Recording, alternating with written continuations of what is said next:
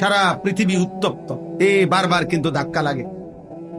মনে রাখো ভাই, সুখের জীবন কমে আসতেছে, ফুর্তির জীবন কমে আসতেছে।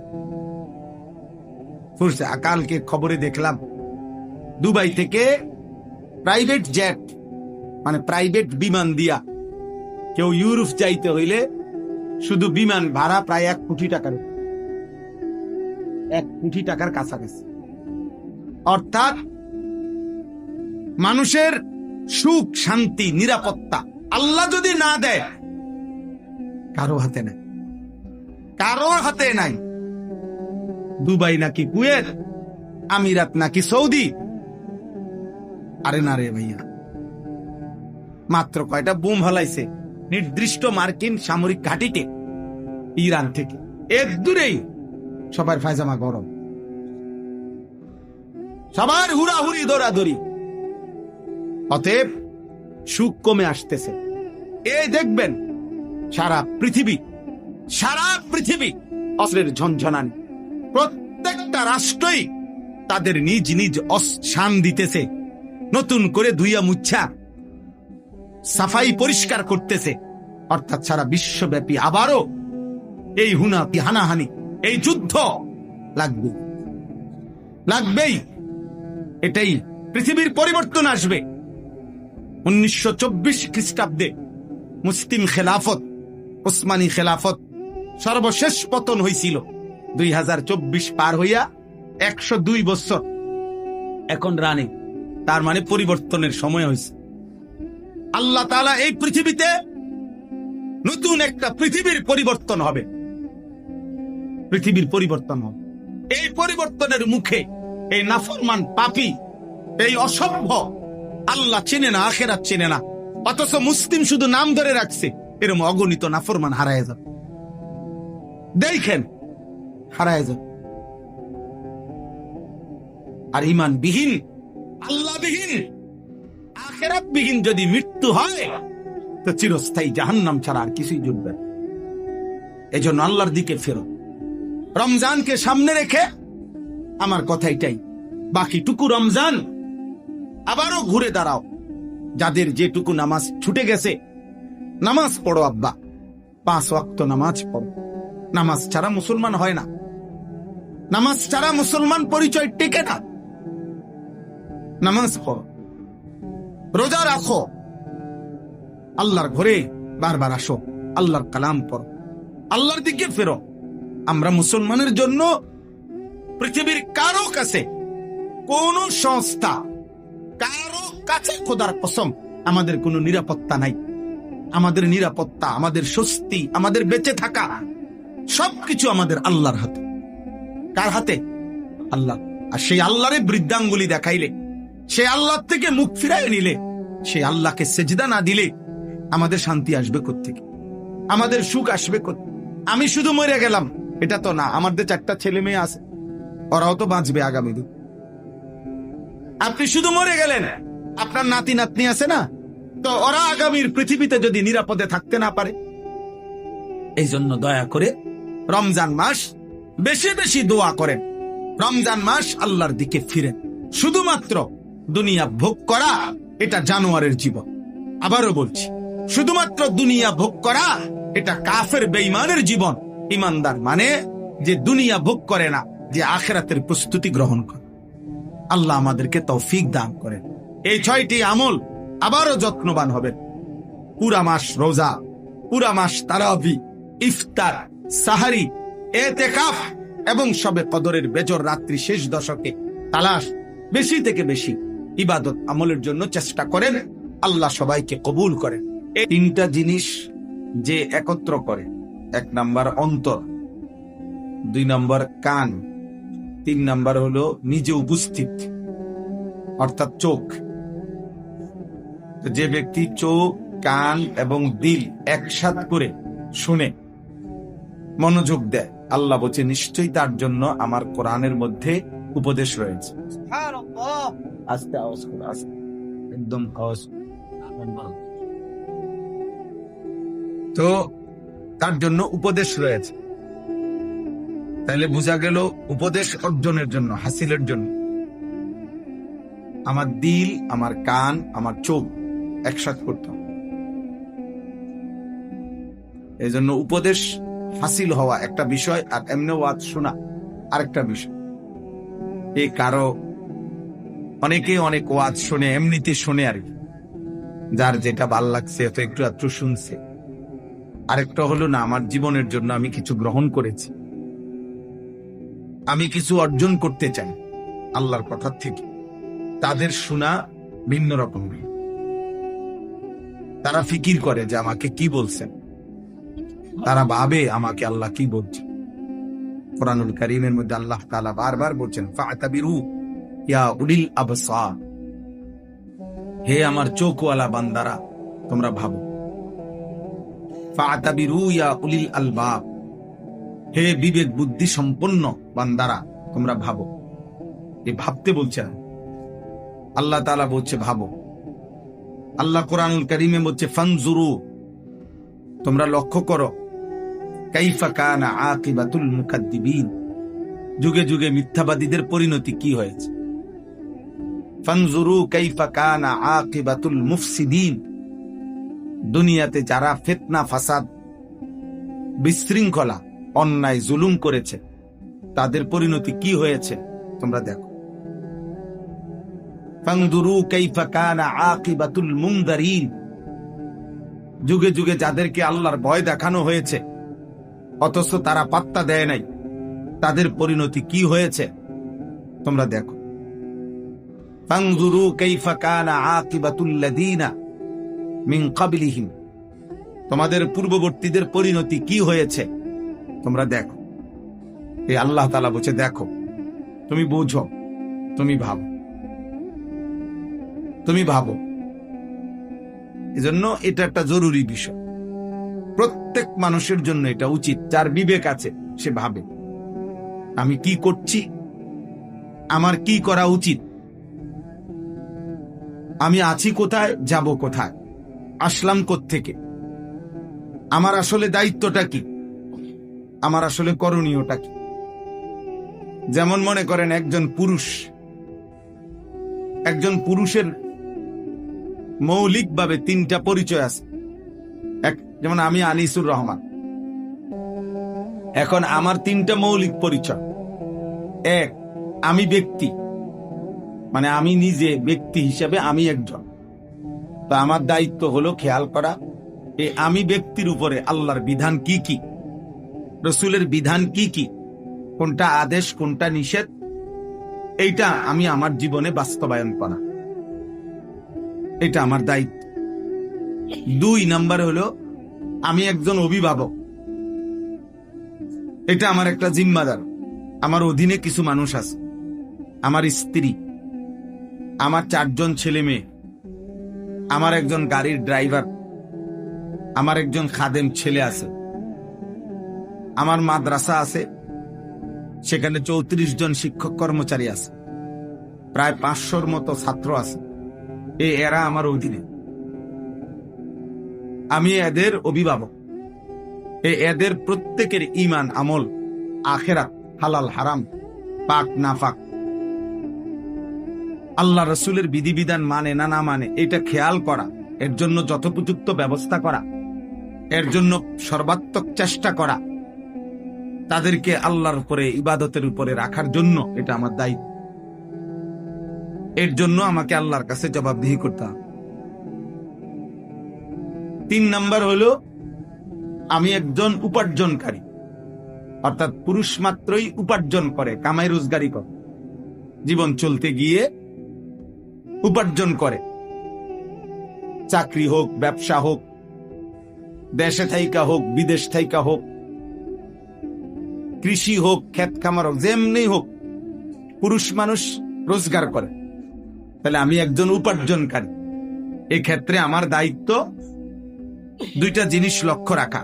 1, যা উপার্জন করছি তা হালাল কিনা। 2, যা খাচ্ছি বা খাওয়াইতেছি পরিবারকে তা হালাল কিনা। আকলে হালাল, কাসবে হালাল, আমার উপার্জনটা হালাল কিনা, খাবারটা হালাল কিনা, এই 2টা খেয়াল কর। তাহলে এই 3 জিনিস বিবেকবান পুরুষ মুসলমান তার জিম্মাদার। এক, আমি আনিস, আমার উপরে আমার আল্লাহর হুকুম কি, আমার রাসূলের হুকুম কি, আদেশটা কি, নিষেধটা কি, সেটা ঠিক মতো পালন করা। আমার অধীনস্থ যতজন, ওদের ঈমান আমল আখিরাতের ফিকির করা আমার দায়িত্ব। আমি যা রোজগার করি যেভাবেই হোক, তো সেটা 1 নাম্বার হালাল কিনা, এবং যা খাই তা হালাল। এই বিষয়ে যে যত্নবান না, তারা সংসার করে ঠিক, জীবন চলে ঠিক, কিন্তু এলোমেলো। নিজের জীবনে আল্লাহ নাই, রাসূল নাই, আখিরাত নাই, পরকাল নাই। স্ত্রী একদিকে, জিফুত একদিকে, সবাই সবার মতো এমনি মুখে মুখে বলে আরে পরিবার, ফুতে কয় আরে হবড়া আমার আব্বা, কিন্তু আব্বা আব্বার মতো, ফুতে ফুতের মতো, স্বামী স্বামীর মতো, স্ত্রী স্ত্রীর মতো, ছেলে ছেলের মতো, মেয়ে মেয়ের মতো। প্রত্যেকের পছন্দ আলাদা, প্রত্যেকের চলাফেরা আলাদা, প্রত্যেকের রুচি আলাদা, প্রত্যেকের জীবন চলা আলাদা। বাপ জানে না ছেলেটা এমন চলে কেন, ছেলে জানে না বাপ এমন চলে কেন, স্বামী জানে না স্ত্রী এমন চলে কেন, স্ত্রী জানে না স্বামী এমন চলে। এই লাগাম ছাড়া, এই গা ছাড়া মানুষ, হ্যাঁ, এই খামখেয়ালি গাফেল মানুষ, এদের দুনিয়াও হতাশা, বরবাদ, আখিরাতও। আর দ্বিতীয়ত, নারী যারা, মহিলা, প্রত্যেক মহিলা আপনার তারও কমপক্ষে মৌলিকভাবে তার জিম্মাদারি যে 1 নাম্বার হলো সে একজন নারী, তো তার নিজের উপরে আল্লাহর হুকুম কি কি, রাসূলের হুকুম কি কি, এটা জানা এবং পালন করা, এটা তার দায়িত্ব। 2, সে স্ত্রী, দ্বিতীয়ত সে স্বামীর সংসার করে, অতএব স্বামীর পরিবার, স্ত্রী হিসাবে তার দায়িত্ব কি, এটা যথাযথভাবে আদায় করা, এটা তার আজীবনের জিম্মাদারি। 3, সেও অভিভাবক, অর্থাৎ বাচ্চার মা, তাহলে সন্তানকে লালন পালন করা এবং বাচ্চাদেরকে দিন শিখানো, আল্লাহ চিনানো, এটাও নারীর দায়িত্ব। তাহলে নারীরও মূল মৌলিক দায়িত্ব 3টা। 1, সে একজন মহিলা, কন্যা, নারী, এই আলোকে তার উপরে আল্লাহর হুকুম বিধান কি এটা জানা বুঝা। দ্বিতীয়ত হলো সে একজন স্ত্রী, এই হিসাবে স্বামীর সংসারে তার জিম্মাদারি কি এটা জানা এবং পালন করা। তৃতীয়ত হলো সে একজন মা, বাচ্চার সন্তানদেরকে আল্লাহ চিনানো, আখিরাত চিনানো, তাদেরকে দিন মানানো, আল্লাহর সাথে পরিচয় করানো, তাদেরকে ঈমান ইসলামের উপরে আগলাইয়া রাখা, এটা দায়িত্ব। এতটুকু দায়িত্ব যদি কোনো পুরুষ কিংবা নারী ভুলে যায়, তার আর মুসলমান কি রইল, আর আখিরাত কি হল? এজন্য আমরা এই ওয়াজ মাহফিল, দিনে হোক রাতে হোক, সারা বছর আমরা এটা বুঝাইতে চাই যে আপনি আপনার দায়িত্ব বুঝে নেন, আপনি আপনার কর্তব্য বুঝে এরপরে ওই আলোকে আপনি আপনার কাজ করেন। আপনাকে বাজার, ব্যবসা, ঘর, সংসার, স্বামী, স্ত্রী, কোনো কিছুই নিষেধ করে না ইসলাম। এগুলো তো আল্লাহই দিয়েছেন, নিষেধ করবে কেন? এই পৃথিবীর যত উপার্জন, এই পৃথিবীর যত আয়োজন, সব তো আল্লাহরই দেওয়া, তা আল্লাহ নিষেধ করবে কেন? শুধু আল্লাহ তাআলা বলছেন তুমি আমার আদেশ নিষেধের প্রতি খেয়াল করো, আমার বিধিবিধানের প্রতি খেয়াল করো। এতটুকুই চাইছেন আল্লাহ, এতটুকুই চাইছেন। যা পালন করতে বলেছি তা পালন করো, যা নিষেধ করেছি তা বর্জন করো। এই আদেশ পালন করা, নিষেধ বর্জন করা, এটাই শরীয়ত, এটাই ইবাদত, এটাই নেক আমল, এটাই আমলে সালেহ, এটাই তাকওয়া। তাকওয়া আল্লাহ তাআলা কোরআনুল কারীমের মধ্যে একজন ঈমানদারের কাছে এটাই চাইছেন, তোমরা আল্লাহর ইবাদত করো, তোমরা আল্লাহর দ্বীন মানো, তোমরা তাকওয়া অবলম্বন করো, তোমরা আমলে সালেহ নেক আমল করো। তো এই সবটা কথার অর্থ কি? ইয়া আইয়ুহাল্লাযীনা আমানুত্তাকুল্লাহ ওয়া মা খালাকতুল জিন্না ওয়াল ইনসা ইল্লা লিয়াবুদুন।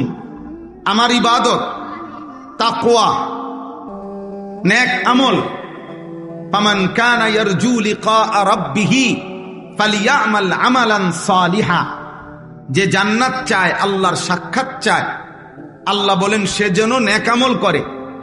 আল্লাহ বলছেন হে ঈমানদার, আল্লাহকে ভয় করো, তাকওয়া অবলম্বন করো।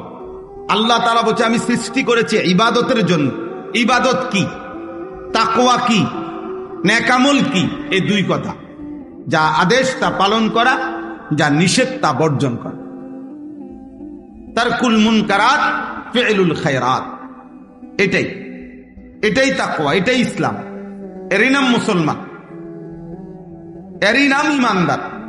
অতএব তাকওয়া যার মধ্যে নাই, ইসলাম যার মধ্যে নাই, গুনাহ থেকে বাঁচার মানসিকতা যার মধ্যে নাই, ও মুসলমান না। আল্লাহর ইবাদত করার মানসিকতা যার মধ্যে নাই, সে কোনো মুসলমান না। এই নাম সর্বস্ব, পরিচয় সর্বস্ব, কোন কাগজে লেখা আছে এতটুকু, এই জাতীয় মুসলমানের 2 পয়সার কোনো ভ্যালু নেই। বরং মুসলমান মানে তাকেই বলে প্রতিনিয়ত, ঈমানদার তাকেই বলে প্রত্যেক দিন, প্রতিদিন, প্রতি মুহূর্তে, যার মধ্যে এই কথার খেয়াল আছে যে আমার জন্য আদেশ কি, আমার জন্য নিষেধ কি। আদেশটা আমি পালন করব, নিষেধ আমি বর্জন করব। এই মানসিকতা থাকা চাই। কম বেশি হবে, কখনো আদেশ আমার আল্লাহর হুকুম ছুটে যাবে, কখনো আল্লাহর নিষেধ আমার দ্বারা হয়ে যাবে। হ্যাঁ, স্বাভাবিক, গুনাহ হতেই পারে, নেক আমল ছুটতেই পারে, কিন্তু এটা হলো একটা। আরেকটা হলো আমার মানসিকতার মধ্যেই নেক আমল করার কোনো ফিকিরে নাই, হালাল উপার্জনের কোনো চিন্তাইও নাই। এই সুদখোর 30 বছরই সুদখোর, মৃত্যুকেই বাটপার, প্রতিদিনই বাটপার, চোর ডেলি চোর, বেনামাজি একদিনও নামাজ পড়ে না, গালিগালাজ করে, কথায় কথায় অসভ্য। এই অসভ্য প্রত্যেক দিন অসভ্য। বিড়ি সিগারেট খায়, এই বেহুদা মানুষ, ফালতু মানুষ প্রতিদিনই বিড়ি সিগারেট খায়। তো বাজে মানুষ এগুলা, ফালতু লোক, এগুলো বাজে লোক, বাজে মানুষ। প্রতিনিয়ত, প্রতিদিন, যে যার ভিতরে গুনাহ ছাড়ার কোনো মানসিকতাই নাই, এক তালে, এক রঙে, এক ঢঙ্গে প্রতিদিন গুনাহ করে, প্রতিদিন মিথ্যা বলে, নিয়মিত সুদ খায়, নিয়মিত ওজনে কম দেয়, নিয়মিত বিড়ি সিগারেট খায়, নিয়মিত গালিগালাজ করে, নিয়মিত টেলিভিশন, রঙিন সিনেমা, নর্তকীর ছবি দেখে। আস্তাগফিরুল্লাহ, এটা কি মুসলমান? এটা কিসের মানুষ? তাইলে মুসলমান, মোমেন, আমাদের জীবনে ভাই তাকওয়া জরুরি, তাকওয়া জরুরি। আল্লাহ তাআলা ঈমানদারের কাছে এটা চেয়েছেন। কোথাও বলছেন ইবাদত, কোথাও বলছেন আমলে সালেহ, কোথাও বলছেন তাকওয়া, কিন্তু অর্থ একই। আদেশগুলো পালন করো, নিষেধগুলো কি করো? বর্জন করো। খালাস। বলে আমি সব পারবনি, আপনারা কইছিনি সব পারতেন, আপনি শুরু না করবেন, আপনি চেষ্টা না করবেন, তৌফিক আল্লাহ না দিবে। আপনার ভিতরে তো চেষ্টাই নাই। 365 দিন, 1 বছর এক তালে মিথ্যা বলে কেমনে? নিয়মিত গুনাহ করে কেমনে একজন মুসলমান? যার ভিতরে আখিরাত আছে, যে নিজেকে চিনে মুসলমান। এজন্য রমজান মাস মহান আল্লাহ পাক রব্বুল আলামিন দয়া করে আমাদেরকে দান করেছেন। মূলত আল্লাহ তো চেয়েছিলেন 11 মাস 12 মাস বান্দা তাকওয়ার উপরে থাকবে, নেক আমলের উপরে থাকবে, ইবাদতের উপরে থাকবে। সারা বছর, সারা মাস বান্দা তুমি আমার একটা একটা হুকুম পালন করবা, একটা একটা গুনাহ ছেড়ে দিবা। আমি তো এটা প্রতি মাসেই তোমার কাছে চাইছিলাম, কিন্তু আচ্ছা ঠিক আছে, যাও।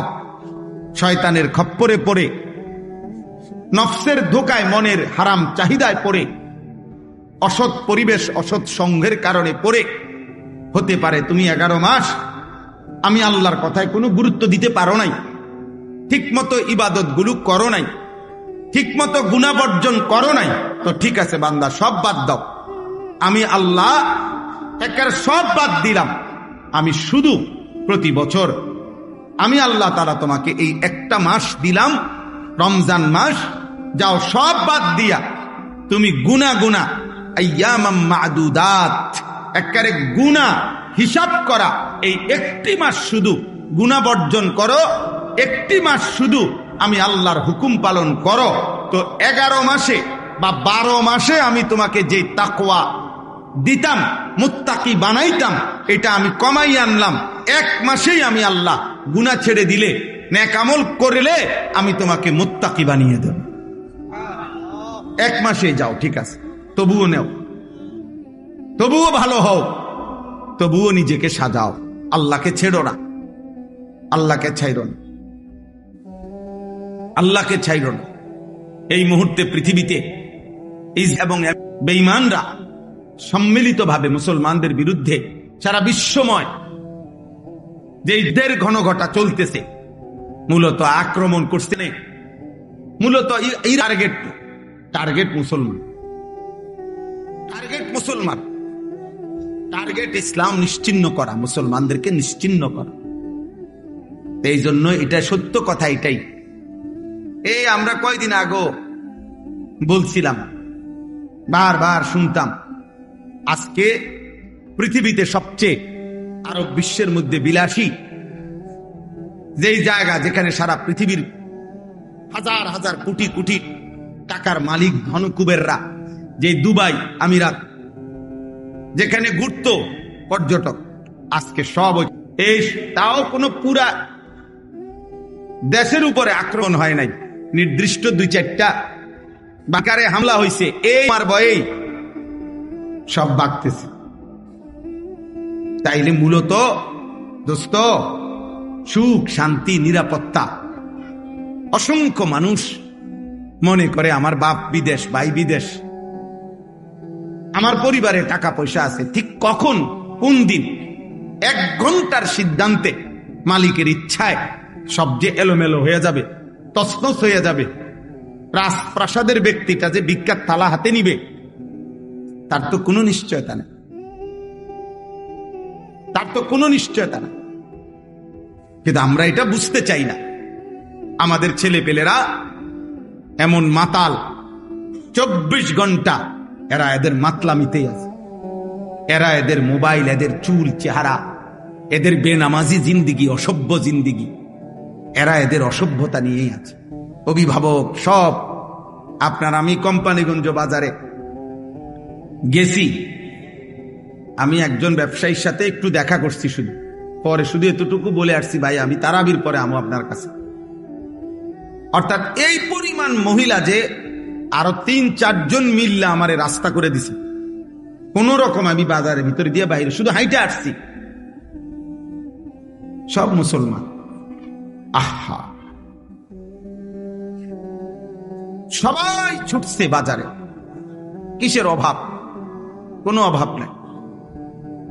রমজান দিয়া হবে কি, রহমত মাগফিরাত আমার কি দরকার, আমার নাজাতের কি দরকার? আমার দরকার হলো জুতা, শাড়ি, গহনা, কাপড়, শার্ট, প্যান্ট, কেনাকাটা, ঈদের দিনের প্রস্তুতি। রমজান ছিল জান্নাতের প্রস্তুতি, রমজান হলো জাহান্নাম থেকে বাঁচার প্রস্তুতি, রমজান হলো নিজের আমল নামা ভারী করা নেকি দিয়ে ছিল, এটার উদ্দেশ্য। আজকে নাফরমান আমরা রমজানকে বানায় নিছি ঈদের দিনের প্রস্তুতি। একদিনের ঈদের কাপড় চোপড়ের প্রস্তুতির জন্য আমাদের রমজান, পুরা একটা মাস কেনাকাটা করে ঈদের দিনের একদিনের জুতা, শাড়ি, জামা, কাপড়, গহনা মানুষকে দেখাবার জন্য। এর চাইতে বড় দুর্ভাগ্য, বদনসিব আর কি হইতে পারে? কোনো কিছু দিয়েই যেন আল্লাহ তাআলা যেন বলছে, বান্দা আমি একটি আমলকে 70 গুণ বানায় দিলাম। আমি আল্লাহ তাআলা আলাদা 6টি ইবাদত রমজানকে উপলক্ষ করে আরো অতিরিক্ত দিলাম। সারা বছরের ইবাদতের সাথে রমজান মাসে আল্লাহ তাআলা আমাদেরকে আরো 6টি ইবাদত অতিরিক্ত দিয়েছেন।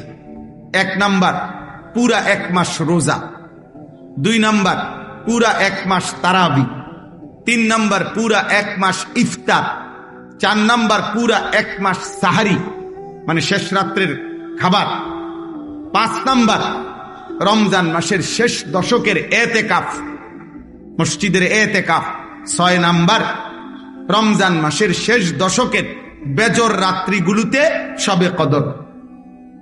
আল্লাহ তাআলা বলেন এই 6টি ইবাদত দিছি আমি অতিরিক্ত রমজান মাসে, এবং প্রত্যেকটার পিছনে এটা লিখে দিছি, বলে দিছি আমার নবীর জবান দিয়া, প্রত্যেকটার মধ্যে বান্দা আগ্রহী হবে তার পিছনের গুনাহ মাফ। রমজানের রোজা রাখলো, পিছনের গুনাহ মাফ।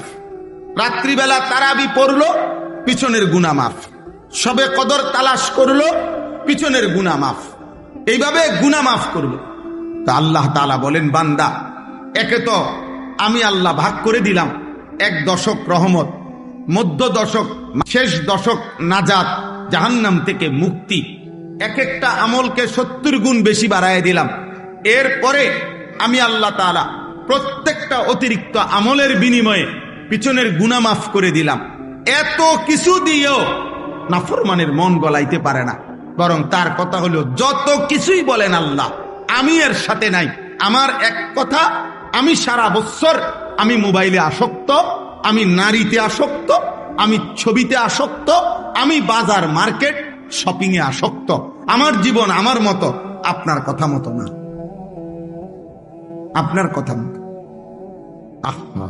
আফসোসের বিষয়, রাসূলুল্লাহ সাল্লাল্লাহু আলাইহি ওয়াসাল্লাম প্রত্যেক রমজানে, বুখারী শরীফের হাদিস, প্রত্যেক রমজানে হযরত আব্দুল্লাহ ইবনে আব্বাস রাদিয়াল্লাহু তাআলা আনহুমা তিনি বর্ণনা করছেন, প্রত্যেক রমজানে প্রতি রাত্রে হযরতে জিবরাইল আলাইহিস সালাম আমাদের নবীজি সাল্লাল্লাহু আলাইহি সাল্লামের কাছে আসতেন, আর এসে বিগত বছর পর্যন্ত যেটুকু কোরআন নাজিল হইছে এ প্রত্যেক রাত্রে পূর্ণ কোরআন একবার জিবরাইল নবীকে শুনাইতেন, আরেকবার নবীজি জিবরাইলকে শুনাইতেন। এইভাবে প্রতি রাত্রে আলাদা, এটা তারাবিতে না, তারাবির বাহিরে 2 খতম কোরআন শরীফ, 1 খতম জিবরাইল নবীজিকে শুনাইতেন, আরেক খতম নবীজি জিবরাইলকে শুনাইতেন। এইভাবে কোরআন তেলাওয়াত করতেন। তারাবির নামাজে আবার পৃথক আল্লাহর কোরআন পূর্ণ লম্বা তেলাওয়াত করতেন। মাগরিবের নামাজের পরে আউয়াবিন 6 রাকাত ওইখানে তেলাওয়াত করতেন। তাহাজ্জুদের নামাজে 8 রাকাত সেখানে তেলাওয়াত করতেন। 5 ওয়াক্ত নামাজে কোরআনুল কারীম লম্বা তেলাওয়াত করতেন। পুরাটা রমজান এভাবে আল্লাহর নবী সাহাবায়ে কেরাম আল্লাহর কোরআন তেলাওয়াত করতেন।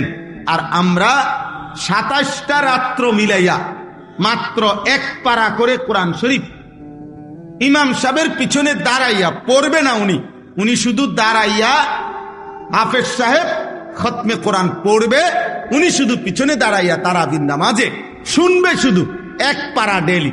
27 দিনে মিলাইয়া 1 খতম কোরআন শরীফ হবে। দুর্ভাগা বদনসিবের কপালে এটাও জোটেন।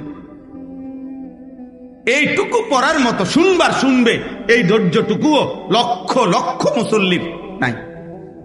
ওনার শরীরে কুলায় না, ওনার শরীরে শুধু বিড়ি খানাটা কুলায়, ওনার শরীরে শুধু চা দহনে গপ মারন আর টেলিভিশন দেখুন আর বেডিতের লগে বাচ্চা কাচ্চার লগে গপ মারন, এটা শরীরে কুলায়। বুঝেন নাই কথা? 40 মিনিটের কাজ 50 মিনিটের সময় ধৈর্য কুলায়। যদি না পারতাম না, এক কথা শেষ। কি লেগে পারতাম না? লক্ষ লক্ষ হাজার হাজার মসজিদে খতমে তারাবি হয় না। খতমে তারাবি ওই 20 মিনিট 20 রাকাত টার্গেট দিয়ে দিছে, যত তাড়াতাড়ি পারবেন। আপনি বুঝানোরও দরকার নাই, আমরা মুসল্লি বুঝারও দরকার নাই, ফেরেশতা বুঝারও দরকার নাই, জিনে বুঝারও দরকার নাই, কেউই বুঝার দরকার নেই। কারণ এটা তো আসলে কোনো কিচ্ছু না, এটা দিয়ে কিচ্ছু হইতে যাইতো না। এই জন্য না, এই জন্য ভাই আমার কথা এটাই যে আমরা মহান আল্লাহ পাক রব্বুল আলামিন আমাদেরকে দয়া করে আমাদের জীবনের যে মূল বিষয় অর্জন তাকওয়া, গুনাহমুক্ত জীবন, এটা যেন আমরা কম সময়ে হাসিল করতে পারি, এই জন্য আল্লাহ তাআলা আমাদেরকে রমজান দিয়েছিলেন। কিন্তু আমরা যদি রমজান কদর না করি, তাহলে এর চাইতে বড় দুর্ভাগ্য আমাদের কপালে আর কিছুই হইতে পারে। এই জন্য আপনাদের কাছে অনুরোধ, আপনারা আপনাদের ছেলেদেরকে মসজিদমুখী করেন, আপনারা আপনাদের মহিলাদেরকে নামাজের মুসল্লায় বসান, আপনারা আপনাদের মহিলাদেরকে আল্লাহর দোহাই আপনারা বাজার থেকে ফিরান, আপনারা বাজার থেকে ফিরান।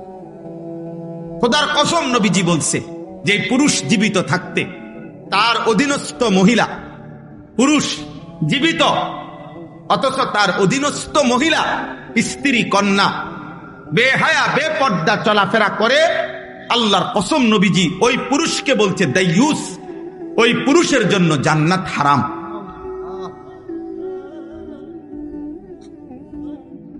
এটা মনে রাখতে হবে বাপ। দাইয়ুস বলা হয় মহিলাকে না। আমাদের সমাজে অনেক মানুষ বুঝে না এটা, মানুষের কথা কথা বেড়িতে কয় তাই একটা দাইয়ুস মহিলা। না না না, মহিলা দাইয়ুস হয় না। দাইয়ুস পুরুষকে বলে, পুরুষ যেই পুরুষের অধীনস্থ নারী বেপর্দা, যেই পুরুষের অধীনস্থ নারী বেহায়া, যেই পুরুষের অধীনস্থ নারী বেপর্দা চলাফেরা করে, ওই পুরুষকে বলে দাইয়ুস। ওই পুরুষের জন্য জান্নাত হারাম। কথা বুঝছেন আমার কথাটা আপনারা? ওই পুরুষের জন্য কি হারাম? স্বামী বাইচা আছে, স্ত্রী বেপর্দা, বাবা বাইচা আছে, মেয়ে বেপর্দা, এই যার অধীনে নারী বেপর্দা, ওই ব্যক্তিটা, ওই পুরুষটা হলো দাইয়ুস,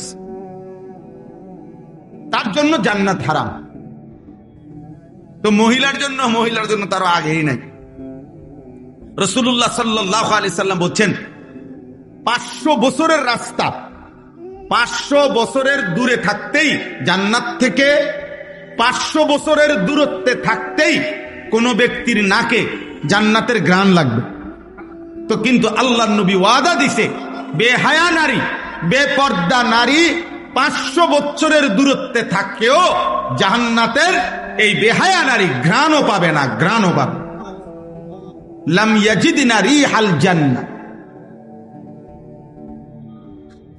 জান্নাতের ঘ্রাণও তার নাকে লাগবে না। বেপর্দা নারী, বেহায়া নারী। এই জন্য কার শাড়ি কে দেখে? একজন মহিলা শাড়ি কিনছে, এটা দেখবে কয়জনের? সর্বোচ্চ 10-20 জন মানুষ। পুরা ইউনিয়নের মানুষ কি আর রং চাইতে হয় বলি আপনার বেডির কাপড়? এক জোড়া জুতা কে দেখে? আর কার জুতা কে দেখে? কার ঠ্যাঙ্গে জুতা নাই?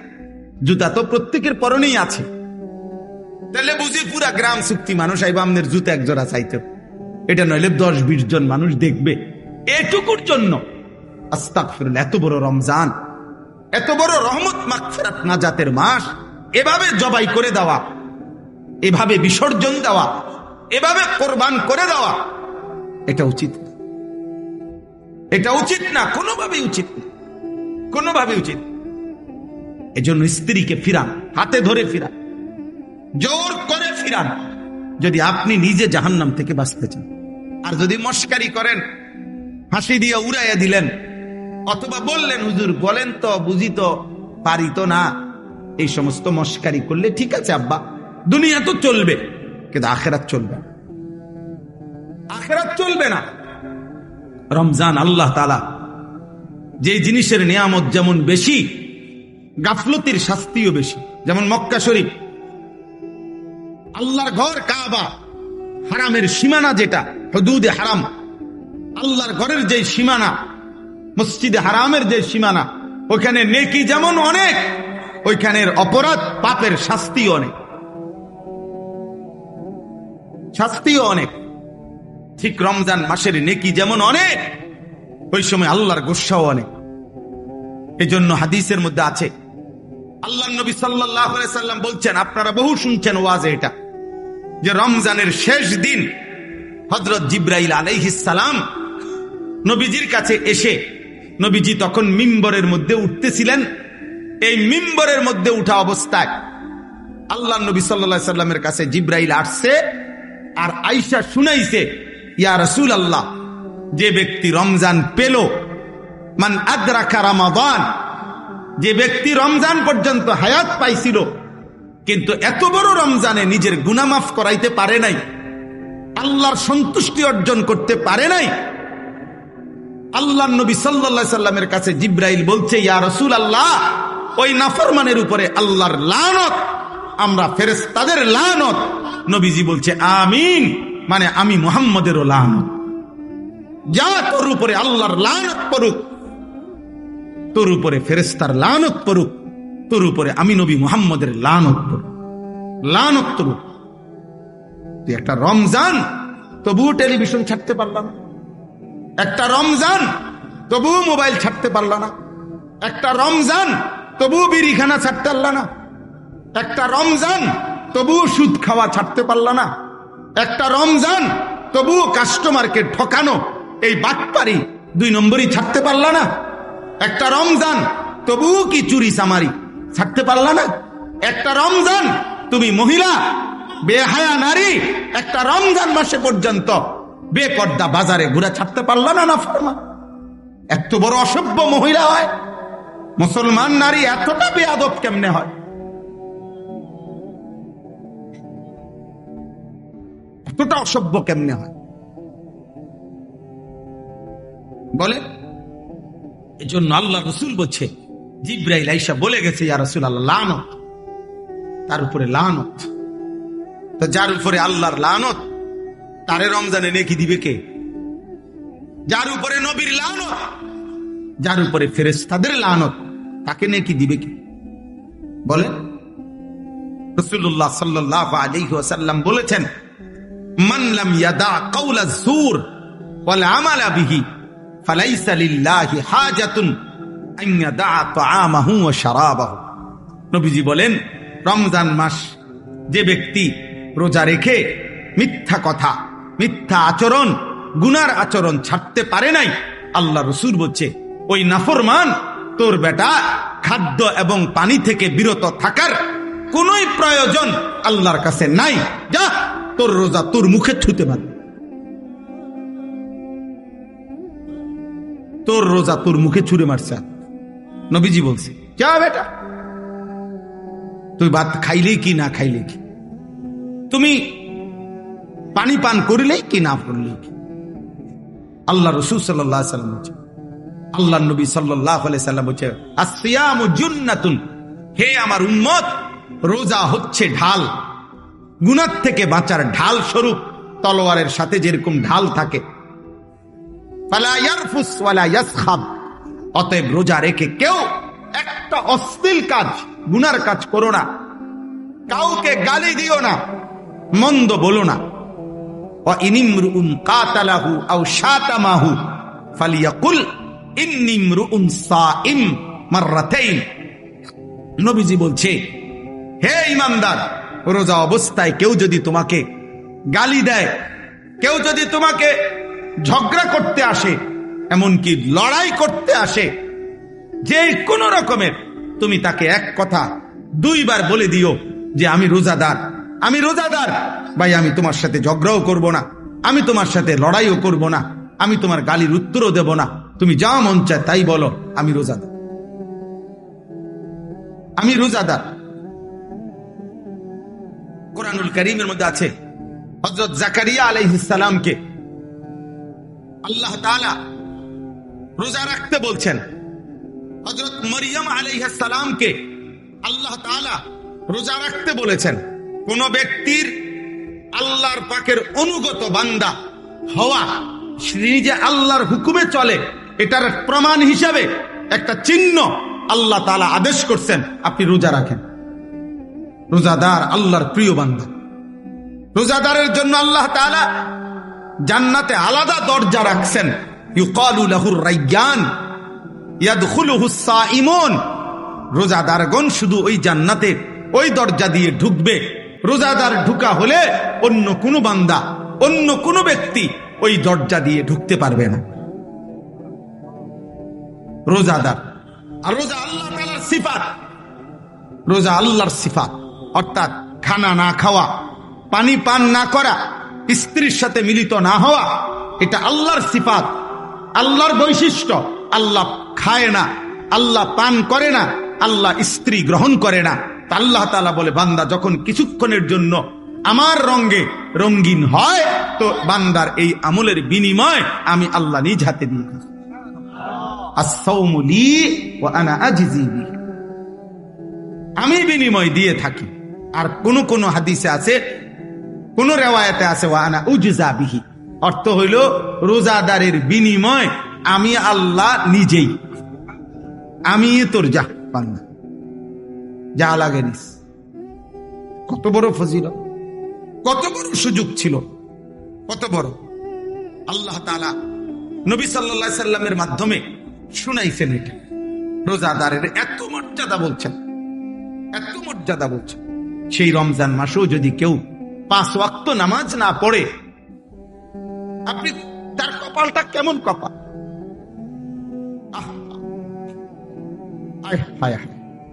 আপনাদের ওই সন্তানের কি হবে, আপনাদের ওই ছেলে মেয়ের কি হবে? আয় হায়, এই অসভ্য, এই বেয়াদব, এই খায় আর পেশাব করে আর পায়খানা করে আর ঘুম যায়। আয় হায়, এই জন্তু জানোয়ারের জীবন। এক বেলা খায়, আরেক বেলা ঘুম যায়, আরেক বেলা পেশাব পায়খানা করে, এতটুকুই রাত পার করে, এভাবেই দিন পার করে। এ তো জানোয়ারের জীবন, এ তো জন্তু জানোয়ারের জীবন, হাইওয়ানের জীবন, গরু গাধার জীবন। মুমিন মানে তো যে ইবাদত করে, মুসলমান মানে তো যে আল্লাহকে চেনে, ইমানদার মানে তো যে আখিরাতকে চেনে। আরে ওই দিন কিতাবে পড়ছি, একজন বিখ্যাত বুজুর্গ ছিলেন হযরত সুফিয়ান সাউরি রাহমাতুল্লাহি আলাইহি। আশ্চর্য, উনি একদিন ভালো খানা খাইছে, রাত্রে বেলা খানাটা একটু বেশি খাইছে, স্বাদ লাগছে, তো খাইয়াই আবার খানা খাইয়া বলতেছে, হায় শোনো, যেই গাধাকে বেশি খাওয়ায় মালিক তার থেকে কাজও বেশি নেয়। তো আমি গাধারে যেহেতু আমার মালিক আজকে বেশি খাওয়াইছে, যা আজকে রাত্র আর ঘুমাইতাম না, ফজর পর্যন্ত তো সারা রাত্র নফল ইবাদতের মধ্যেই ছিল, কেন বেশি খাইলাম? এবং উদাহরণ দিছে নিজে, যে গাধাকে তার মালিক ভালো খাওয়াইলে কামও বেশি নেয়। আমার মালিক যেহেতু আজকে আমার ভালো খাওয়াইছে, বেশি খাওয়াইছে, যা আমি আজকে আমার মালিকের গোলামি বেশি করব। এমন ছিল বুজুর্গান, এমন ছিলেন ইমামে আজম আবু হানিফা রাহমাতুল্লাহ আলাইহি। 61 খতম কোরআনুল কারীম রমজান মাসে পড়তেন, প্রতিদিন 2 খতম আলাদা, আর তারাবিতে মোট 1 খতম।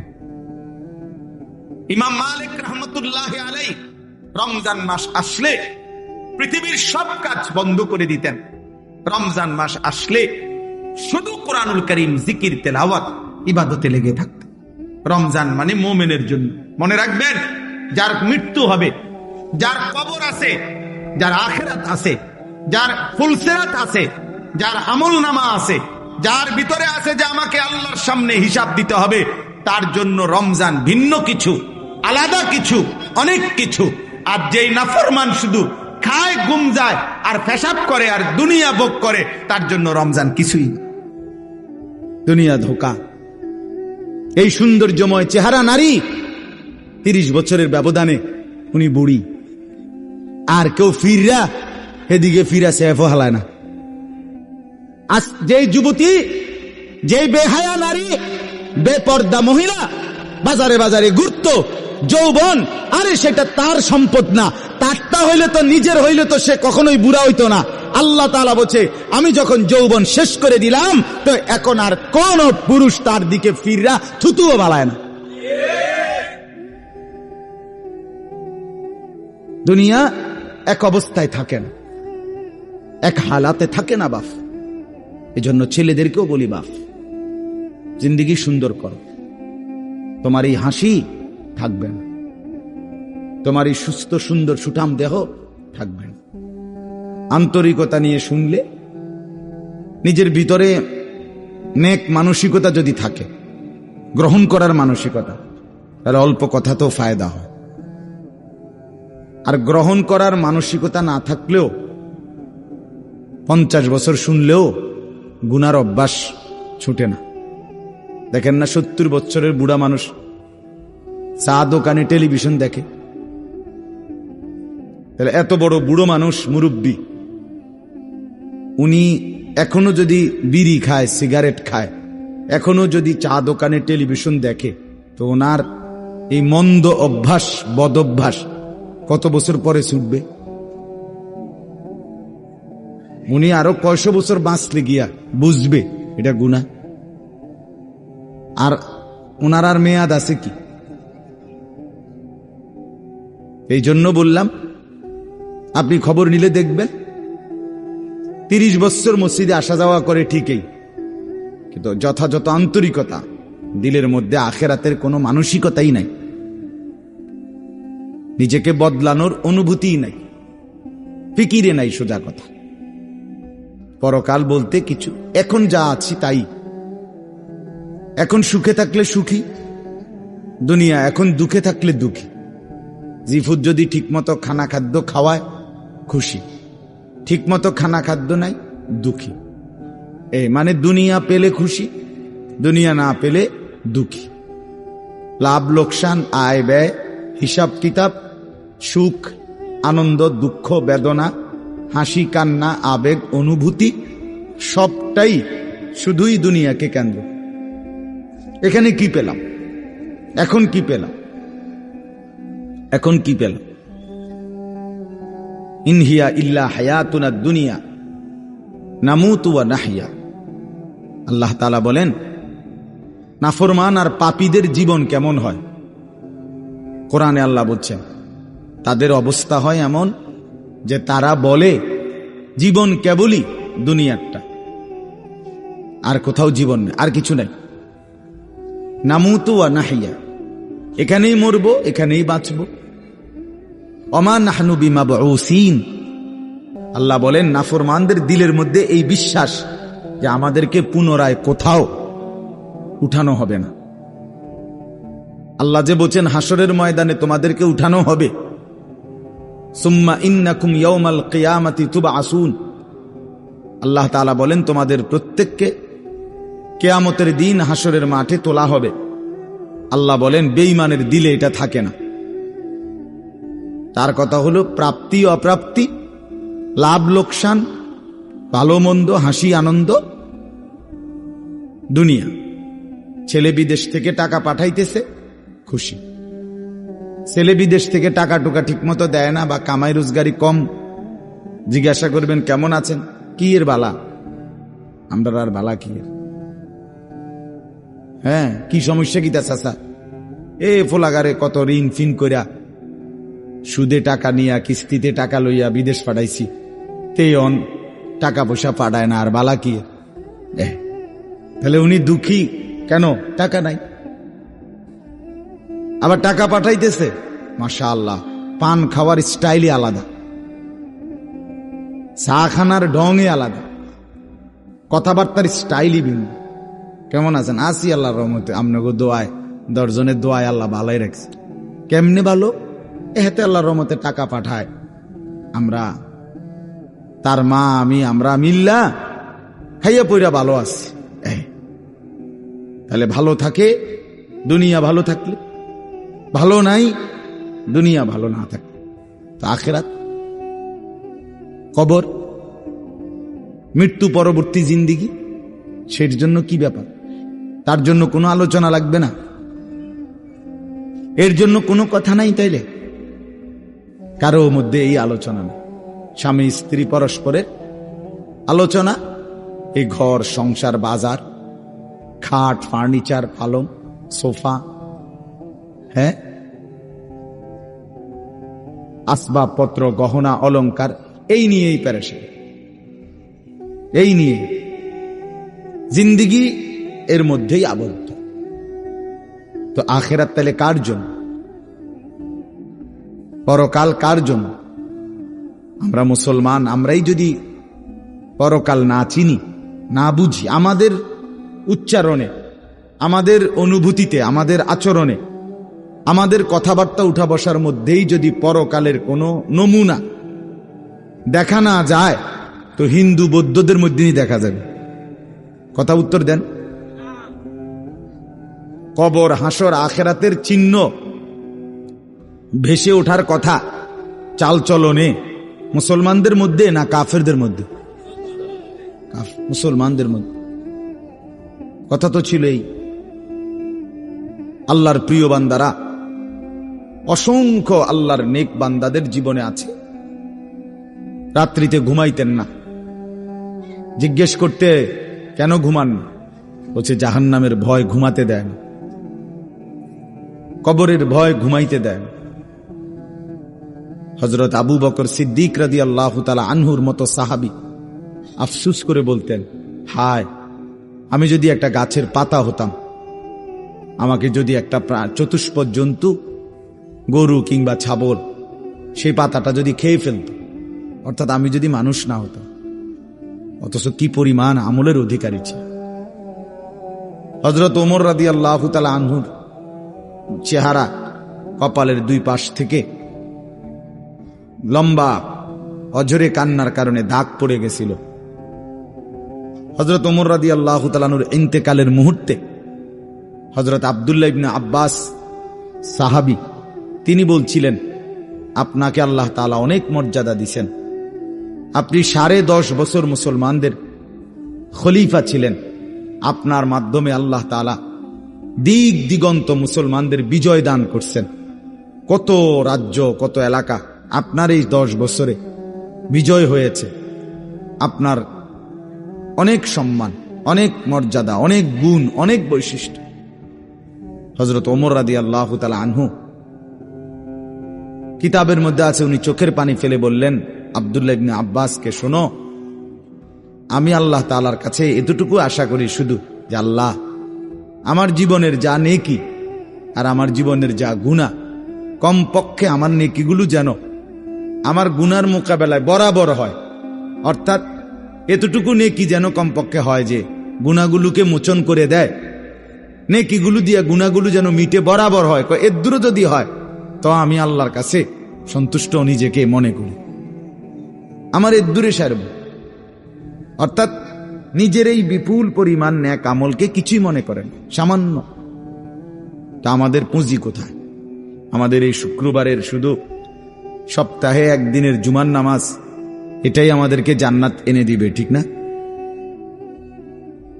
হ্যাঁ, মাঝে মধ্যে গরিব দুঃখীকে 2 টাকা 5 টাকা দিলে এতে আমাদের বেহেশত চলে আসবে, ঠিক না? তো বলেন। এজন্য বললাম, আমরা প্রত্যেকে আন্তরিকতা নিয়ে ভেতরে যারা মনোযোগ দিয়ে শুনেন, দেখবেন আমার আপনার ভেতরে যদি অনুভূতি তৈরি হয়, ভাবনা তৈরি হয়, ফিকির আসে, লাভ। সবাই একসাথে হবে না, সবাই একসাথে বদলায় না, সবাই একসাথে পরিবর্তন হয় না, কারো কপালে পরিবর্তন হয়ই না, বদনসিব। কারো সময়ের ব্যবধান হয়। আমাদের প্রিয় নবী সাল্লাল্লাহু আলাইহি সাল্লামের কাছে যারা সাহাবী হয়েছেন, কালেমা পড়ছেন, তারা প্রত্যেকেই প্রথম দিনেই তো সবাই কালেমা পড়ছেন, ঠিক না? বুঝেন নাই কথা?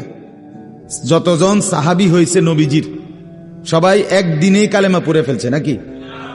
তাহলে সময়ের আগ পিছ আছে কিনা বলেন?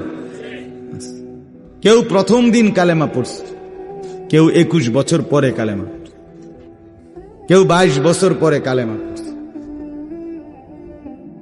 তো যিনি 23 বছরের মাথায় কালেমা পড়ছে তিনিও কামিয়াব, যিনি প্রথম দিন কালেমা পড়ছে তিনিও কামিয়াব, সৌভাগ্যবান। এজন্য বুঝ আসবে, এর মধ্যে আকৃষ হবে। সবাই একই দিনে জোনায়েদ বাগদাদি হবে না, সবাই একদিনে বাইজিদ বুস্তামি হবে না, সবাই একদিনে রাবেয়া বসরি হবে না। সময়ের ব্যবধান হবে, আকৃষ হবে, এবং কারো কপালে হেদায়েত জুটবেই না। ইন্নাকা লা তাহদি মান আহবাবতা। আল্লাহ তাআলা আমাদের নবী সাল্লাল্লাহু আলাইহি সাল্লামকে বলছেন, আপনি খুব চাইলে, ভালোবাসলে আপনি নিজে কাউকে হেদায়েত দিতে পারবেন না, সেখানে আমি কে? কথা বলেন না। সেখানে আমাদের কোনো পাত্তা আসেনি কোনো। খুদ রসুলকে আল্লাহ বলছে, হে নবী, আপনি চাইলে হবে না, আমি চাইতে হবে। ওয়ালাকিন্নাল্লাহা ইয়াহদি মান ইয়াশা, বরং আমি আল্লাহ যাকে চাই আমি তাকে হেদায়েত দান করি। তাহলে মূলত হেদায়েত দেয় কে? ফয়সালা কার হাতে? আমার বলা আপনার শোনা কোনোটাই মূল বিষয় না। মূল বিষয় হলো এটা একটা উসিলা ধরা, কিন্তু মূল ফয়সালা কার হাতে? ওয়ালাউলা ফাদলুল্লাহি আলাইকুম ওয়া রাহমাতুহু মাজ। এই বেটা, মোবাইল না ধরতে মানা করছি। সুন্দর করে বললে হয় না। অনেকের খাসিয়ত এতটাই যে ধমক না দিলে, কথা বুঝছেন না, এটা তার একটা তবিয়ত হয়ে গেছে। না আমারে এমনি করলে আমি বুঝতাম না, আমার ধমকাই তুই। বদ অভ্যাস মানে জিন্দিগির একটা মিনিট লজ্জা শরম কিচ্ছুর কোনো ধার ধারে না। ছেলেরা মোবাইল ছাড়া 1 মিনিট থাকতে রাজি না। এবারে মা দেখুক, নাহলে বাফে দেখুক, নাহলে হুজুর দেখুক, নাহলে একবার আব্দুল কাদের জিলানি দেখুক, আমার এতে কোনো অসুবিধা নেই। আমার দরকার মোবাইল আছে, আমি আছি, খালাস। আমার জিন্দিগির এবার ইজ্জত থাক বা না থাক, আমার চরিত্র থাকুক বা না থাকুক, আমার আল্লাহ খোদা আখেরাত পরকাল কিচ্ছু না থাকুক, আমার মোবাইল আছে, খালাস, আমার জিন্দিগি সার্থক। এই হলো জিন্দিগি, মানে জীবনটাই মোবাইলটাই জীবন। বেঁচে আছে মোবাইল টিপবার জন্য, মোবাইল বানানো হয়েছে তার কাছে পৌঁছবার জন্য।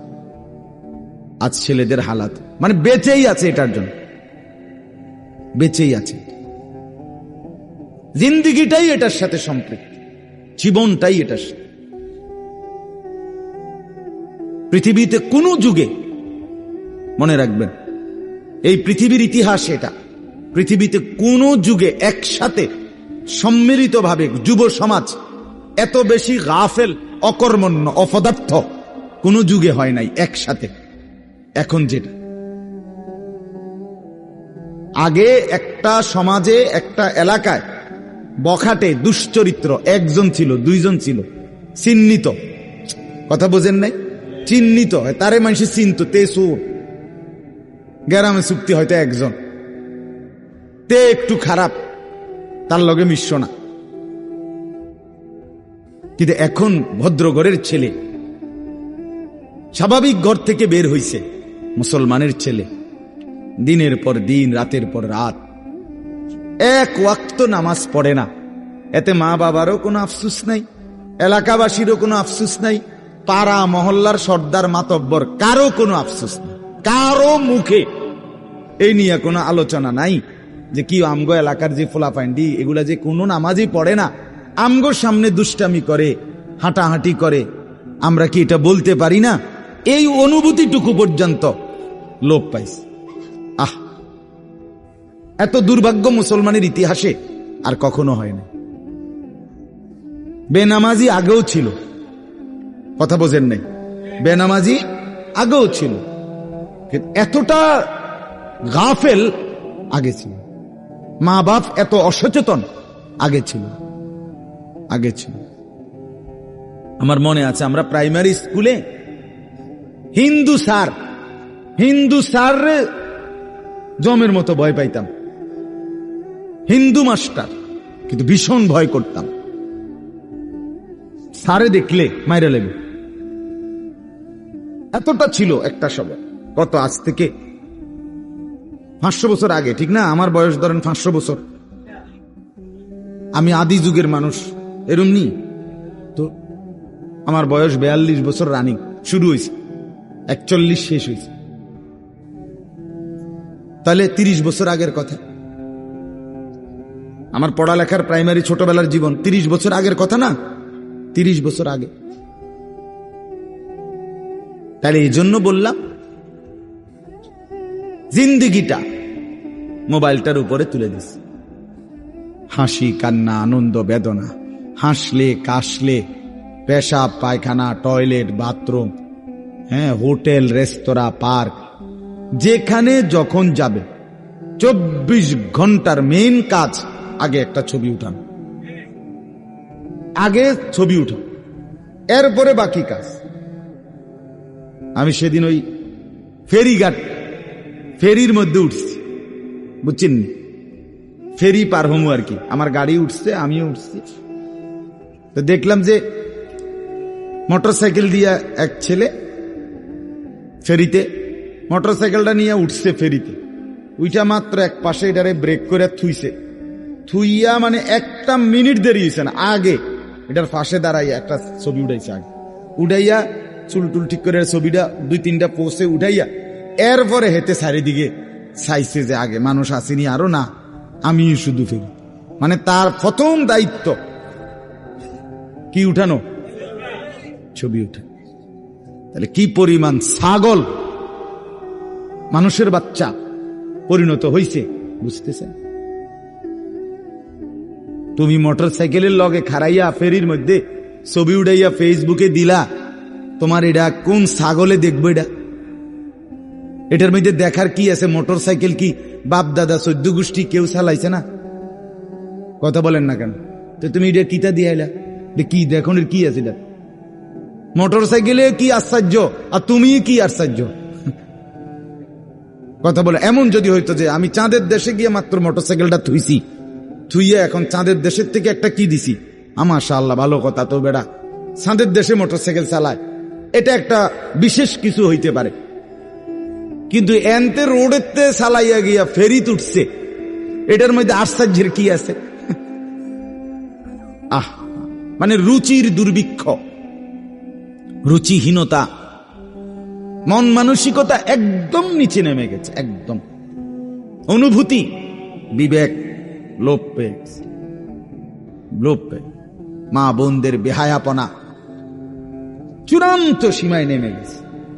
মহিলারা, পুরুষ সামনে দোনো পাশে ডানে বামে হাঁটতে উঠতে লড়তে দৌড়তে কোনো লজ্জাবোধ করে না।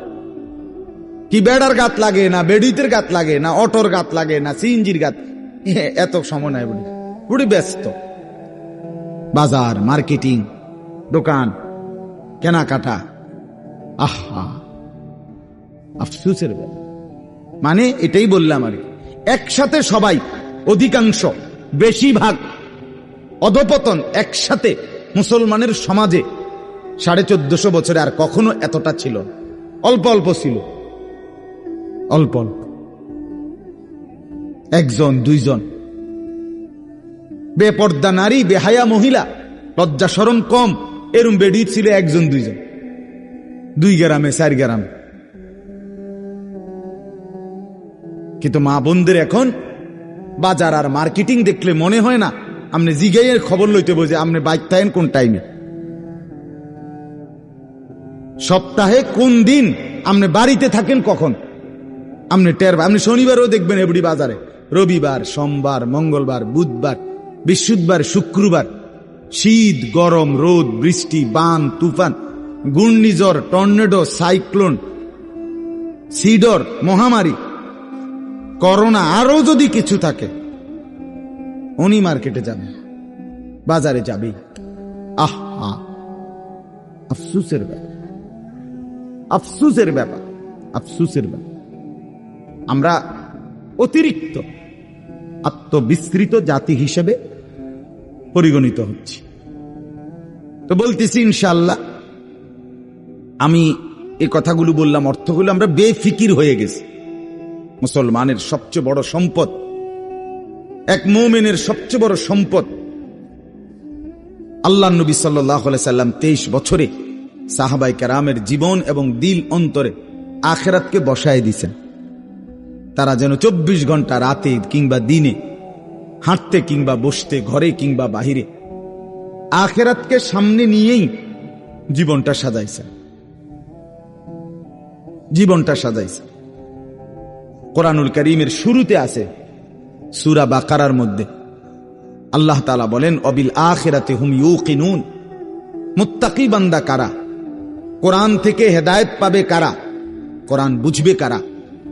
আল্লাহর পক্ষ থেকে হেদায়েত পাবে কারা? আল্লাহ বলেন এই গুণ যাদের, তাদের মধ্যে একটা হলো যারা আখিরাতের ব্যাপারে ইয়াকিন রাখে। ইয়াকিন শুধু বিশ্বাস না, বিশ্বাসটা একদম দিলের মধ্যে ইয়াকিন। আগুন জ্বালায়া ফেলে, এটা শুধু আমাদের ধারণা না, এটা আমাদের ইয়াকিন। ঠিক কিনা বলেন না? পানি ডুবাইয়া ফেলে, এটা আমরা শুধু ধারণা করছি না, বিষয়টা আমাদের এটার মধ্যে দিলের মধ্যে কি আছে? ইয়াকিন আছে। বরফের মধ্যে ঠান্ডা লাগে, এটা আমাদের ধারণা না, এটা আমাদের কি? ইয়াকিন। তার চাইতে বেশি ইয়াকিন আল্লাহ বলে যার অন্তরের মধ্যে আখিরাতের ব্যাপারে, সে মুত্তাকি, সে আমি আল্লাহর পক্ষ থেকে হেদায়েত প্রাপ্ত, সেই সফল, সেই জান্নাতি। ইয়াকিন পর্যায়ে থাকতে হবে।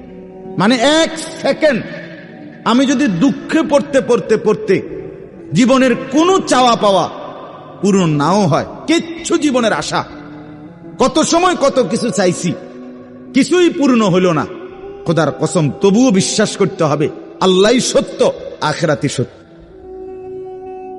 আবার পেতে পেতে আমি যদি গোটা দুনিয়াও পেয়ে যাই, তবুও আমাকে বিশ্বাস করতে হবে এটা স্থায়ী না, এটা কিছুক্ষণের, আমার আল্লাহই সত্য, আখিরাতই সত্য। যার কারণে সাহাবায়ে কেরামের মধ্যে যারা প্রচন্ড গরিব ছিলেন, ওনারাও শতভাগ বন্দিগি করছেন। সাহাবায়ে কেরামের মধ্যে যারা ভীষণ ধনী ছিলেন, তারাও শতভাগ বন্দিগি করছেন। হযরত ওসমান রাদিয়াল্লাহু তাআলা আনহু ধনী ছিলেন। হযরত আব্দুর রহমান ইবনে আউফ রাদিয়াল্লাহু তাআলা আনহু অনেক বড় ধনী ছিলেন।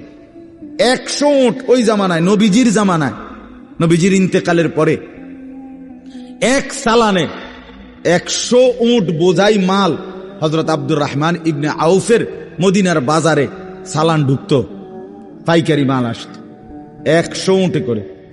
সেই যুগে, আজ থেকে 1300 বছর 1400 বছর আগে, আপনি বলেন তো কি পরিমাণ ধনী ছিলেন তিনি। একদিন শুধু হযরত আয়েশা রাদিয়াল্লাহু তাআলা আনহা, নবীজির স্ত্রী, বলছিলেন, আব্দুর রহমান, তোমার এই বিপুল মাল, এগুলার হিসাব দিতে দিতে তুমি তো হাসরের ময়দানে ফুলসিরাত পার হতে গিয়া তোমার কোমর বাঁকা হয়ে যাবে। আমরা কিতাবে পড়ছি সাহাবী আব্দুর রহমান ইবনে আউফ, ওনার উট 100 উটের মাল মদিনার বাজারে পাইকারি চালান নামাইতেছিল। তখন উনি এই সময় শুনছে, এই কথাটা ওনার কানে আসছে। সাথে সাথে সবাইকে ডেকে বলছে, ব্যবসায়ীদেরকে, বাজারের লোকদেরকে, তোমরা সবাই সাক্ষী থাকো, আমি আব্দুর রহমান আল্লাহকে কসম করে সাক্ষী রেখে বললাম, এই 100 উট বোঝাই মাল সহ আমি আল্লাহর রাস্তায় সদকা করে দিলাম। বিনিময়ে তবুও আমি কিয়ামতের দিন আখিরাতে ফুলসিরাত বাঁকা হইয়ে পার হইতে চাই না, সোজা হইয়া পার হইতে চাই। আখিরাত হারাইতে চাই না, পরকাল হারাইতে চাই না। দুনিয়া হারাইয়ে ফেললাম, দুনিয়া হারিয়ে ফেললাম। দুনিয়ায় কোনো লস নাই, কারণ দুনিয়া পুরাটাই লস। আলগা লস আবার কিতা? কথা বুঝেন নাই আপনি? দুনিয়া পুরাটাই কি লস, আলগা লস কিতা?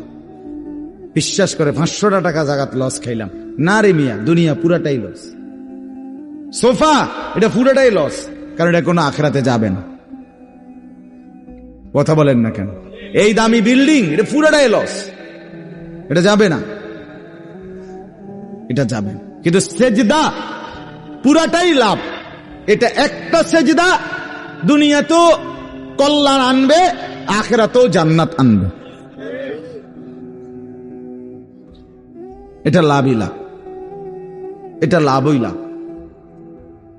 এজন্য সবাইকে বললাম, শুনেন সবাই, কিন্তু সবাই বদলায় না কা, এটা আপনার ভাবার দরকার। আপনি বদলাবেন কিনা সেটা ভাবার দরকার। সবাই লইয়া চিন্তা করলে একসাথে, যে যেদিন আমরার গ্রামের সবাই ভালো হবে, নামাজি হবে, সেদিন থেকে আমিও পড়মু, তাইলে হইতো না। আপনি জীবনও পারতেন, তাইলে পারতেন না। আপনি আগায় যাইতে হবে আলাদা। অন্যকে ডাকতে হবে আল্লাহর দিকে, কিন্তু নিজেকে বাদ দেওয়া যাবে না। নিজের জীবন গঠন করতেই হবে, নিজের জীবন।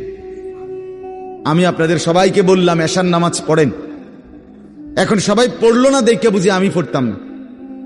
কথা বলেন না কেন? সবাই পড়ছে না দেখা আমিও পড়তাম না, এটা কথা? এটা কোনো যুক্তির কথা হলে উনি কথা বলেন। এই জন্য বললাম এটা গুরুত্বপূর্ণ।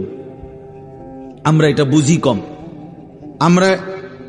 আমরা শয়তানে বুঝাই দিছে, ইবলিসে, যে বলবি কি করমু, গ্রামের সবাই এটা কয়, 10-এর এটা মানুষের, এটা এই মানুষের উপরে বলে, সবাই বলছে, সবাই বললে কি হয়েছে তাই বলে আপনি, সবাই বলছে পানির ঝাঁপ দিতে, এজন্য আপনি পানিতে ঝাঁপ দিবেন। সবাই বলছে আগুনে পড়তে, এজন্য আপনি আগুনে পড়ে যাবেন। কোন বাস যদি অ্যাক্সিডেন্ট হয়, 50 জন যাত্রীর মধ্যে যদি 49 জনও মারা যায়, আর একজন লোক যদি বুঝে সে বাঁচতে পারবে, বের হইতে পারবে, এই কারণে সে যে না 49 জন মরে গেছে, যেহেতু আমার আর বাচ্চা লাভ কি, আমিও মরে যাই, এটা নিয়ে কই বসে, সে কি একা হলেও বাঁচতে চাইবে না? তাহলে আপনি জাহান্নাম থেকে বাঁচতে চাইবেন না কেন? সেটা কি আগুন না? সেটা কি এক চাইতে বড় বিপদ না? তো এজন্য কোরআনুল কারীমে আল্লাহ তাআলা বলছেন, প্রথমে সবার কথা বলার আগে বাই সিরিয়াল নবীজিকে, ইমানদারদেরকে সবার কথা বলছে, কিন্তু সবার আগে বলছে কু আনফুসাকুম। আগে এটা বলে নিছে, আগে নিজেকে বাঁচাও, এরপর ও আহলিকুম, পরিবারকে বাঁচাও, এরপর লিতুনদিরা আহলাল কুরা, লিতুনদিরা উম্মাল কুরা ওমান হাওলাহা, নিজ এলাকা এবং তার আশপাশের মানুষকে বাঁচাও, এরপরে বাঁচাও। তাহলে এটা পরে ধীরে ধীরে, আগে নিজেকে বাঁচাও, এরপর পরিবারকে বাঁচাও, ওয়া আনদির আশিরাতাকাল আকরাবিন, এরপর আত্মীয় স্বজনদেরকে বাঁচাও, এরপর মহল্লাবাসীকে বাঁচাও, এরপর গোটা পৃথিবীবাসীকে বাঁচাও। ধীরে ধীরে আগাও, ঠিক আছে, সেগুলোর মধ্যে কম বেশ হইতে পারে, কিন্তু নিজের ব্যাপারে এক বিন্দু ছাড় দিও না, নিজের ব্যাপারে কোনো কমতি করো না। এটা আল্লাহর চাহিদা। ইয়া আইয়ুহাল্লাযীনা আমানু আলাইকুম আনফুসাকুম, রব্বুল আলামিন বলেন, হে ঈমানদারগণ, আলাইকুম আনফুসাকুম, তোমরা প্রত্যেকেই তোমাদের নিজেদেরকে আঁকড়িয়ে ধরো। আলাইকুম আনফুসাকুম, নিজেকে মজবুত করে ধরো। লা ইয়াদুররুকুম মান দাল্লা ইযা ইহতাদাইতুম, আল্লাহ তাআলা বলেন যে যদি তুমি তোমাকে নিজেকে মজবুত করো, সাজিয়ে তোলো, গড়ে তোলো, আল্লাহ তাআলা বলেন এবার যদি গোটা পৃথিবী গুমরাহ হয়, খোদার কসম আল্লাহ বলেন তোমাকে আর কেউ পথভ্রষ্ট করতে পারবে না, পথভ্রষ্ট করতে পারবে।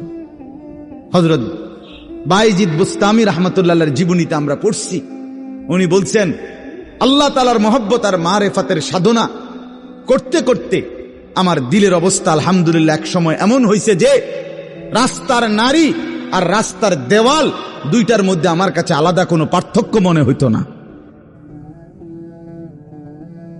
আমাদের পাকিস্তানের বিশ্ববিখ্যাত দাঈ, দাওয়াত ও তাবলীগের মুরব্বী হযরত মাওলানা তারেক জামিল সাহেব দামাত বারাকাতুহুম বলেন, দীর্ঘ 25 বছর টানা পৃথিবীর কত দেশের আমি ঘুরছি, উনি সারা বিশ্ব ঘুরে প্রমাণ বয়ান করেন, কাজে এই 25 বছরের ভিতরে আমি আল্লাহকে সাক্ষী রেখে বলতে পারি, একবারের জন্য আমার চোখ কোনো ভিন নারীর দিকে ইচ্ছা করে আমি তুলিনি। হ্যাঁ, আমার শায়েখ আরিফ বিল্লাহ আল্লামা মুফতি মুশতাকুন নবী কাসেমি হযরতের কাছে আমি শুনছি, হযরত বলছেন যে আল্লাহ তাআলার দয়া যে রাস্তায় বের হলে মহিলা রাস্তায় হাঁটে, আমার কখনো এটা মনেই হয় না। আপনি বলবেন হ এটি বুঝি কথা, হয় এটি কথা, এটাই কথা, এটাই কথা। আপনি বলবেন এটা বুঝি সম্ভব না, আপনি নিজের ব্যাপারে নাফরমানি করে নিজেরে নষ্ট করে ফেলছেন বইলা এখন সম্ভবটা আপনার কাছে বুঝে আসতেছে, এটাই সম্ভব, এটাই সম্ভব। হযরত ইব্রাহিম আলাইহিস সালাম বলছিলেন, সারা দুনিয়াও যদি নিজের এলাকাবাসীকে, কওমকে, নমরুদকে, সবাইকে বলছে, হে আমার জাতি, তোমরা যদি প্রত্যেকেই একটা একটা মূর্তি সাথে করে বগলের তলে আইনা আমার সামনে স্তূপ দাও, তাহলে এই লক্ষ মূর্তিও যদি আমার সামনে আইনা থো, আর এটার উর্ফে যদি আমারে দাঁড় করাও স্তূপের উপরে, হযরত ইব্রাহিম বলছিলেন, খোদার কসম, আমি সেই মূর্তির স্তূপের উপরে দাঁড়িয়েও বলবো লা ইলাহা ইল্লাল্লাহ, লা ইলাহা, আল্লাহ ছাড়ার কোন ইলাহ নেই, আমি আমার আল্লাহকেই ডাকব।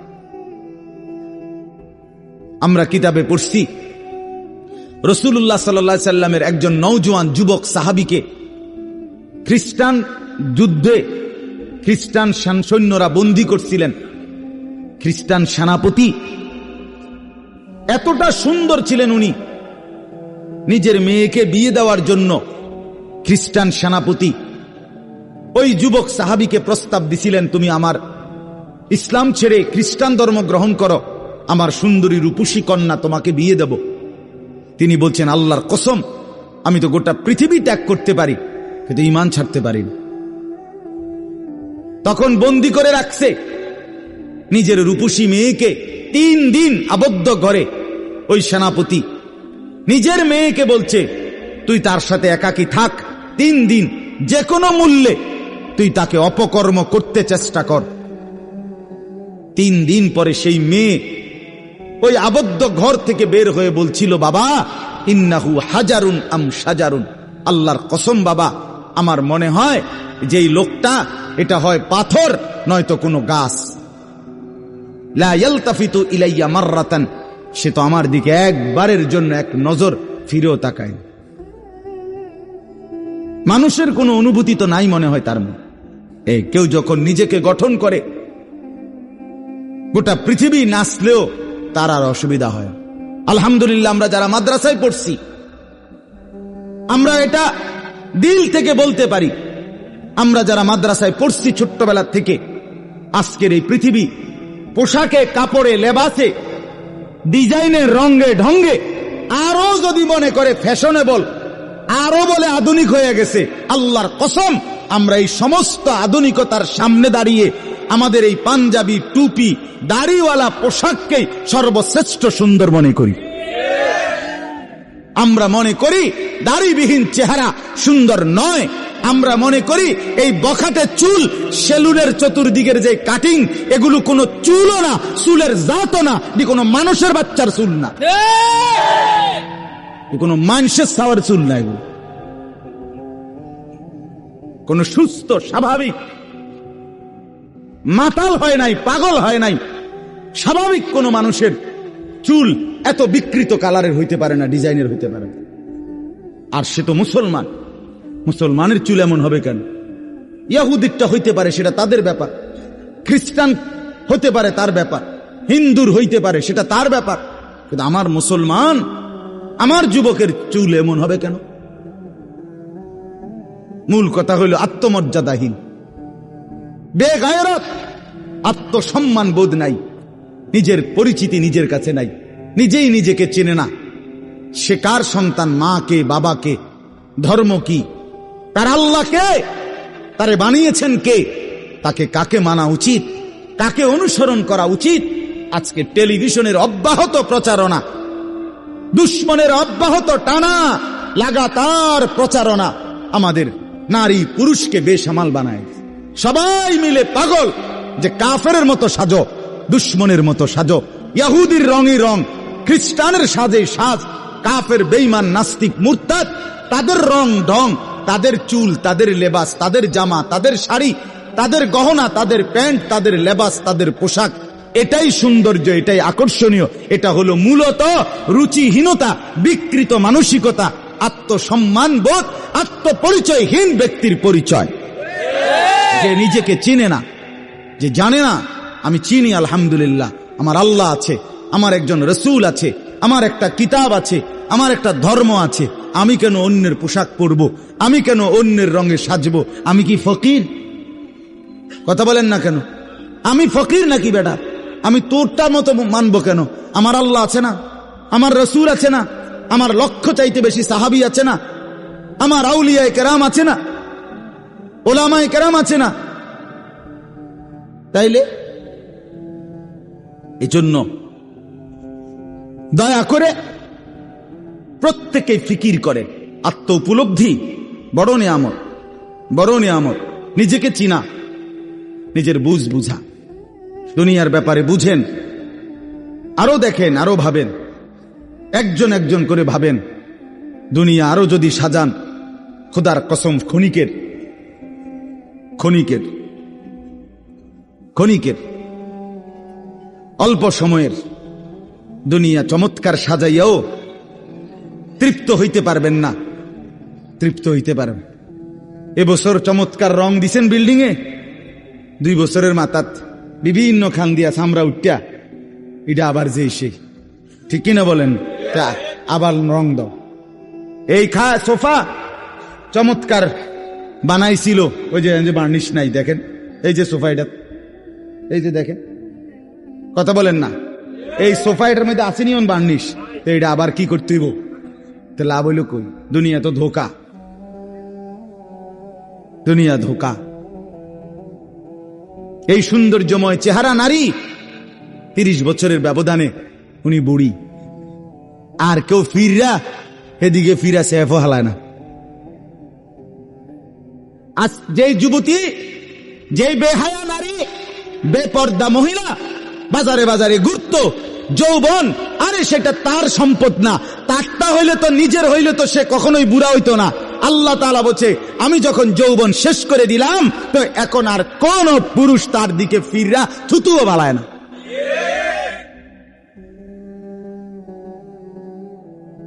থুতুও ফেলে না। হায়াতের প্রত্যেক মুহূর্ত আল্লাহর দান। দুনিয়া অল্প ক্ষণিকের, দুনিয়ার প্রত্যেকটা অবস্থা পরিবর্তনশীল। এই যে বৃষ্টি হচ্ছিল, এখন নাই, আবার একটু পরে হইতে পারে। এই যে অন্ধকারে ঢাকা, এটা স্থায়ী না, একটু পরে আবার সকাল হবে। এই যে চমৎকার আলো, এটা স্থায়ী না, একটু পরে আবার সন্ধ্যা হবে। এই তো হাসতেছে লোকটা, কিছুক্ষণ পরে আবার কাঁদবে। এই সুস্থ মানুষ, কিছুক্ষণ পরে আবার ব্যারাম, রোগ। এরই নাম দুনিয়া, ঘুরতে থাকে, পরিবর্তনশীল, স্থায়ী না। অল্প সময়, অল্প সময় দুনিয়া, অল্প কিছুক্ষণের। আখিরাত স্থায়ী, মৃত্যু পরবর্তী জিন্দেগি স্থায়ী, সেটা হবে। এটা যেহেতু হইছে, ওইটাও হবে। এটা যিনি নিয়ন্ত্রণ করে, সেটাও তিনি নিয়ন্ত্রণ করেন। আমাদের কারো ইচ্ছায় সন্ধ্যা হয় না, আমাদের কারো ইচ্ছায় ভোর হয় না। তাহলে বোঝা গেল আলাদা কেউ নিয়ন্ত্রণ করে, তিনিই বলছে আখিরাত হবে। কাজে এটা যেহেতু হইছে, সেটাও হবে। কথা বলেন না কেন? হ্যাঁ,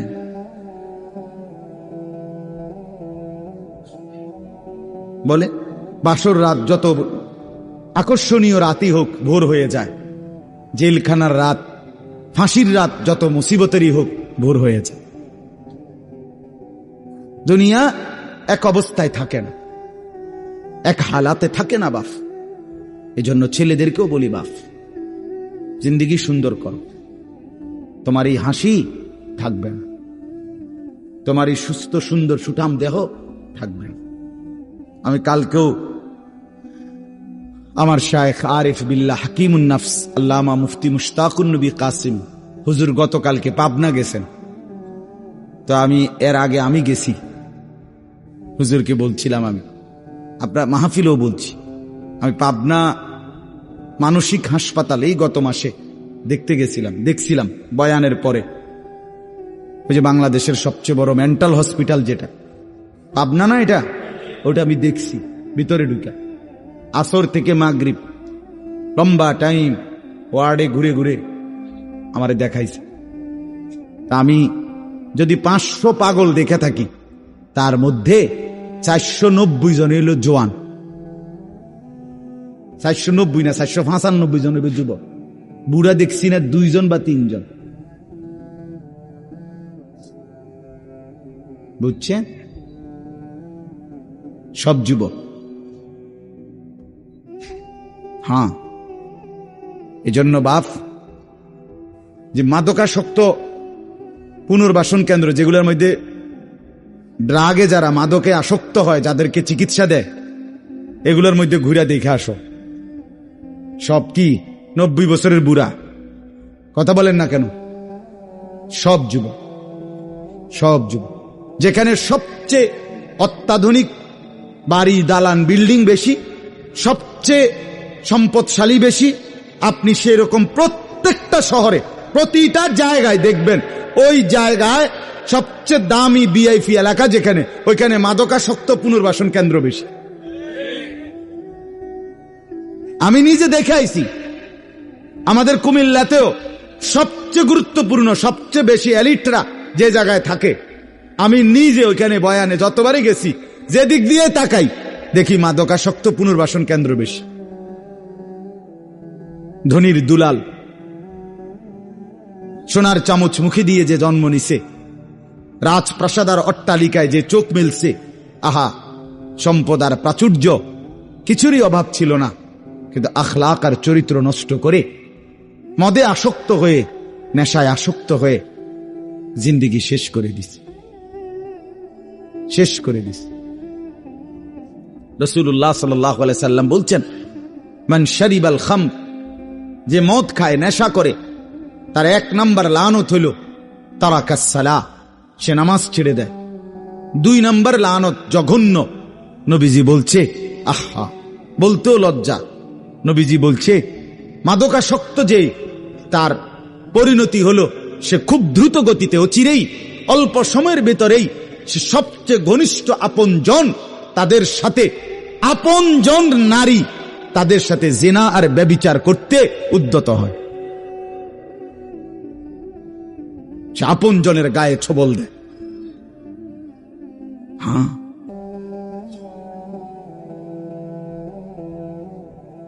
এজন্য জিন্দেগি গঠন করা, দুনিয়া নিয়া খুব বেশি মাতামাতি চলতেছে, খুব বেশি। দুনিয়া সাজাইতেছে সবাই, সুন্দর গাড়ি, সুন্দর বাড়ি, সুন্দর পার্ক, সুন্দর হোটেল, সুন্দর রেস্তোরাঁ, সবার চেষ্টা দুনিয়া লোভনীয় করা। একটা বোরখা গায়ে দিবে নারী, এটার উপরে সে ডিজাইন করতে করতে এটারে আর বোরকার মেন যে অস্তিত্ব এটার নাই। এটার মধ্যে এই পরিমাণ রং ডং লাগাইছে, এবারে এটার মধ্যে বোরকা কোনটা এটার খুঁজে পাওয়া যায় না। অসভ্যতা।